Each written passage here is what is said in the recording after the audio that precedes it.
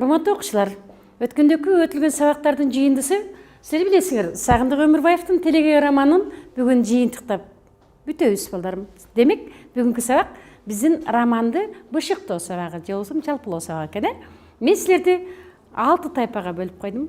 Балдарым, бүгүн силер романдагы окуялардын баарынын толук түшүнө аласыңар. Силер Сагындык Телегейдей эмгекчил, буурукер, жакшы адам боло алат деген үмүттөмүн. Андан кийин силер көркөмсүз каражаттарын пайдаланып, чыгармадагы окуялардын баарын мага баяндап бере аласыңар. Менин бүгүнкү сабагым качан натыйжасына жетет? Силер муну каармандарды оң терс образдардын ачып бере алсаңар. Сабакка даярсызбы? Азаматсыңар. Мен өткөндө силерге Телегей романы боюнча тапшырма берген болчумун. Биринчи тайпа. Силер Телегей романы канча мезгилди чагылдырат? Аны силерге тапшырма бергем. Экинчи тайпа. Силер бул биргелешүү окутуу усулундагы ошол чыгармадан дизайнер болосуңар дегем. Чыгармадагы окуяны чагылдырып, дизайнер болосуң, же болсо бир окуянын сүрөтүн тартып бересиңер. Андан урматтуу үчүнчү тайпа. Силер мага ошол чыгармадагы нени таап келе дедим эле? Макала каптар бар да чыгармада. Азаматсыңар. Төртүнчү тайпа. Силердин тапшырмаңар кандай эле балдарым? Ушу Телегей чыгармасына окшош өтүлгөн чыгармаларданбы же силер окуган көркөм адабияттарданбы ошол мезгилдеги окшош окуяларды чагылдырган чыгармаларын таап келүүнү бергенмин. Бешинчи тайпа. Азаматсыңар, булар артисттер да чыгарманы ролдоштуруп аткарып берип болгон. Андан кийин акыркы тайпа сөздүк жумуштар. Сөзсүз чыгармада окуучулар түшүнбөгөн сөздөр бар. Демек, тайпалар даярсыңарбы? Азаматсыңар. Кол чабуулар. Сабакты баштайбыз. Келгиле, мен биринчи кезекти биринчи тайпага берем. Бизге класстер түзүп болгон.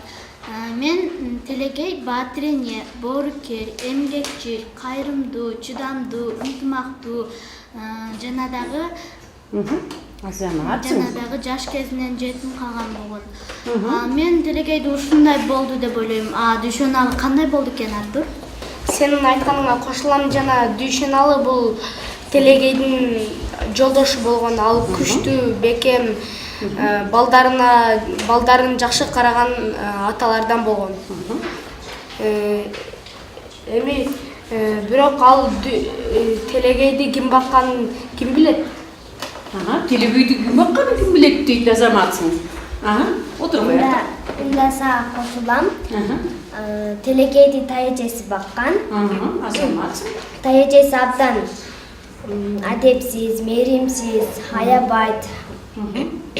Андан кийин Телегейдин ушул жерден бишкекке чейин багып жүргөн ким болду экен? Телегейдин ата-энеси каза болуп калгандан кийин Телегейди Турпандан Чүйгө чейин алып келген Телегейдин чоң абасы болгон. Келгиле, биринчи тайпа үчүн кол чабуулар. Экинчи тайпа. Телегейдин балалык чагы кандай өткөн? Телегейдин балалык чагы кыйын өткөн. Кыйын күндөр өткөн дейт, Эмнеге? Эмне дегенде тайэжеси ошо тайэжесинин колунда өсүп, тайэжеси ошо кандай десем, көптөгөн кордукторду көрсөткөн. Оба Айдана, мен сенин сөзүңө кошулам. Телегей ата-энеси каза болгондон кийин балдардын ордуна жер кой караган. Сурооңо жооп берейин Сачида.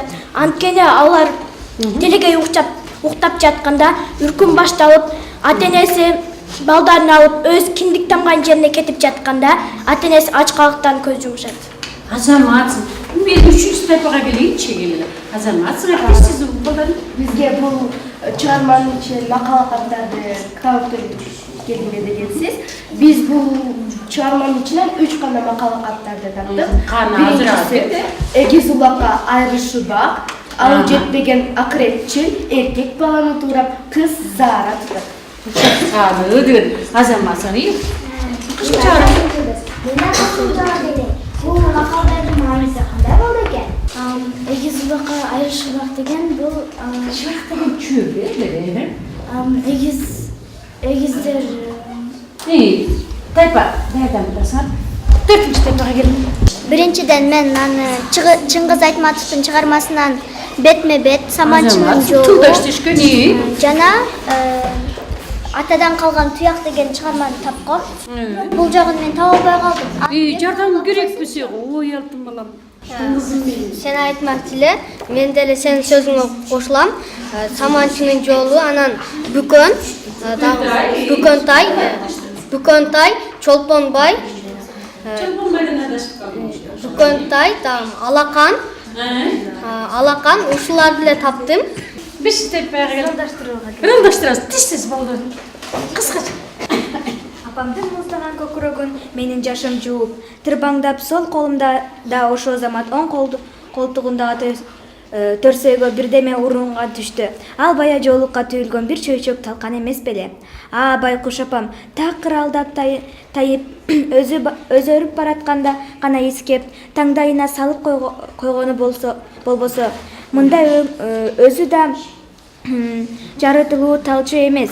Күндө 2 маалга чаңгыта берчү мага. Апа, өзүңүз ичсеңиз Дегениме жообу даяр болчу. Жок кызым, мен ичтим. Менин боорум катып калганда. Сен жашсың, сени адегенде айылга жеткизип алалар. Менин айланган башым шылк дей түштү. Апам колтугуна кайра кирип жатып алдым. Кайра бармак элем бөлүнбөй апакемен күчөчак батып кетиптир. Биздин тайпага Телегейдин эмгеги үзүрү болгон. Анда Телегей чоңойгондон кийин абдан кыйынчылыктарды өткөзгөн. Анан кийин ал абдан эмгек сиңирген устаттар болгон, наамдарды алган. Ошол наамдарды айтып кетпейсиңби, Абай? Абайда жүрүп атыптыр, нагим азаматсың. Телегей социалдык эмгектин баатыры болгон. Да? Туура айтамбы, Сыймык? Ооба, Абай, туура айтасың. Ал да социалдык эмгектин баатыры болгон. Мен да кошулуп айта кетейин. Телегей дагы мал чарбасына эмгек сиңирген устаты болгон. Туурабы, Айжерек? ооба туура. Мен да силерге кошула кетейин. Телегей дагы 10 баланын апасы болуп Баатыр эне деген наамга жетти. Демек сабак жактыбы? Жакты, келе кой. Баарың тең тайпалардын командирлери, башчылары өзүңөр баалайбыз. Урматтуу окуучуларым, баалоо баракчылар менин столумдун үстүнө турат, мен өзүм баалайм. Үйгө тапшырма. Телегей романынан дил баян жазып келүү. Өзүңөр план түзөсүңөр. Планыңар силер 5-классыңар да 5 бөлүктөн турсун. Кийин бүткөндөн кийин да мен 5 деген баа коеюн. Силердин эң жакшы көргөн бааңар кайсы баале? 5 азаматсыңар. Силерге чоң рахмат.